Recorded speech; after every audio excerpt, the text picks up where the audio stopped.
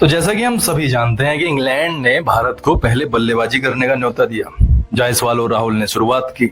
राहुल महज 2 रन बनाकर आउट हुए। 26 गेंदों का उन्होंने सामना किया और एक बहुत ही डिसिप्लिन वे में वोक्स ने उनके लिए सेटअप किया। एक ही टप्पे पर बॉल खिलाई जहां पर राहुल छोड़ने में बॉल्स को नाकामयाब रहे और एक गेंद ने उनकी विकेट ली और काफी कुछ अनुशासन देखने को मिला वोक्स की तरफ से। राहुल के लिए बड़ा अच्छा सेटअप था। जायसवाल दूसरे छोर पर आक्रामक दिखते ही हैं हमेशा। राहुल के आउट होने के बाद में करुण नायर आते हैं और करुण नायर के बारे में बहुत कुछ बोला गया है, बहुत कुछ लिखा गया है और बहुत सारी उम्मीदें करुण नायर से हैं और 50 गेंदों पर 31 रन करके वो आउट हो गए। शुभमन गिल की एंट्री होती है। 269 रन की पारी उन्होंने खेली और बहुत ही शानदार पारी खेली है ये भारतीय कप्तान। साथ ही बहुत सारे रिकॉर्ड्स उन्होंने अपने नाम किए। 387 गेंदों पर 269 रन। उन्हें एक समय लग रहा था कि शायद वो तिहरे शतक को भी प्राप्त करेंगे, लेकिन जैसा कि कहा जाता है कि क्रिकेट अनिश्चितताओं का गेम है और किस्मत भी कहीं ना कहीं रोल प्ले करती है, तो वो ऐसा नहीं कर पाए। खैर, उनके पास में बहुत सारे मौके आएंगे। वो 300 भी बनाएंगे और उससे आगे का स्कोर भी बनाएंगे क्योंकि टैलेंट उनके अंदर बहुत भरा हुआ है। यशस्वी जायसवाल ने 87 रन किए 107 गेंदों में और मेरा अगर मैं एक पॉइंट ऑफ व्यू दूं तो आउट होने का one of the reasons I would say कि 30 से 45 ओवर के बीच में जब शुभमन गिल बैटिंग कर रहे थे तो बहुत ज़्यादा डिफेंस वहां पर हुई और उन 15 ओवर्स में जायसवाल को बहुत ज़्यादा स्ट्राइक नहीं मिल पाई। उन्होंने 26-27 बॉल्स का सामना किया उसमें उन 15 ओवर्स में। और I think in my point of view, I may be wrong and people might think otherwise, but I think उन 15 ओवर्स में बहुत कम स्ट्राइक मिलने का एक रीजन हो सकता है कि वो आउट हुए। 87 रन की जोरदार पारी खेली, 13 चौके शामिल। पंत से बहुत उम्मीदें थी। पहले मैच में 2 शतक लगाए थे। अब की बार भी शुरुआत बहुत सधी हुई मिली, एक छक्का भी लगाया, लेकिन 25 रन की छोटी पारी को बड़ी पारी में बनाने में वो नाकामयाब रहे। नीतीश रेड्डी के आउट होने के बाद भारत एक मुश्किल स्थिति में था क्योंकि पिछले मैच में हमने देखा कि भारत के पिछले 6 विकेट और पिछले 7 विकेट बहुत ज्यादा कमाल नहीं कर पाए। 40-40, 30-30 रन ही जोड़ पाए और इस बार भारत की स्थिति बहुत नाजुक थी अगर हम कंपेयर करें पिछले मैचों की अपेक्षा, क्योंकि 211 रन पर 5वां विकेट गिरा जब नीतीश रेड्डी आउट हुए।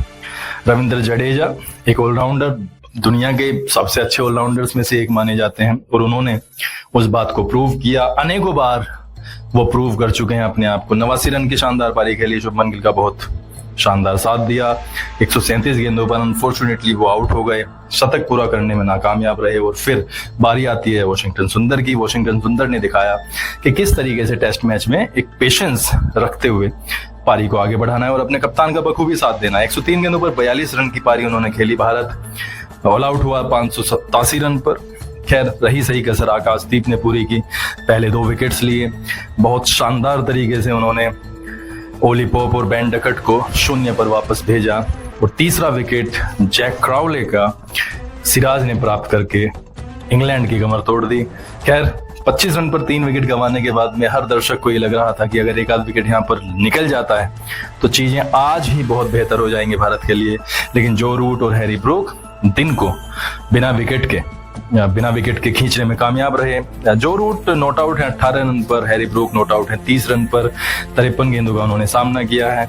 आकाशदीप ने 7 ओवर में 36 रन देके 2 विकेट लिया है। मोहम्मद सिराज 7 ओवर में 21 रन 1 विकेट। और जडेजा के लिए ये दिन बहुत इंपॉर्टेंट होने वाला है। जडेजा इस मैच में बहुत बड़ा रोल प्ले करेंगे।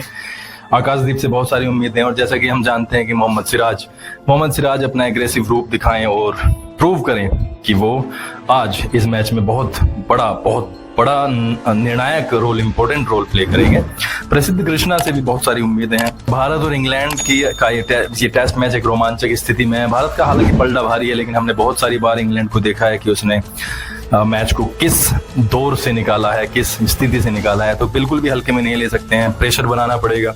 200-250 रन, 300 रन की लीड अगर आ जाती है तो ये बहुत बेनिफिशियल होगा और भारत कहीं ना कहीं 1-1 की बराबरी करने को देख रहा है और सभी को उम्मीद है कि शायद इस मैच में वो वाली चीजें होंगी। खैर, शुभमन गिल ने बहुत तगड़ी पारी खेली।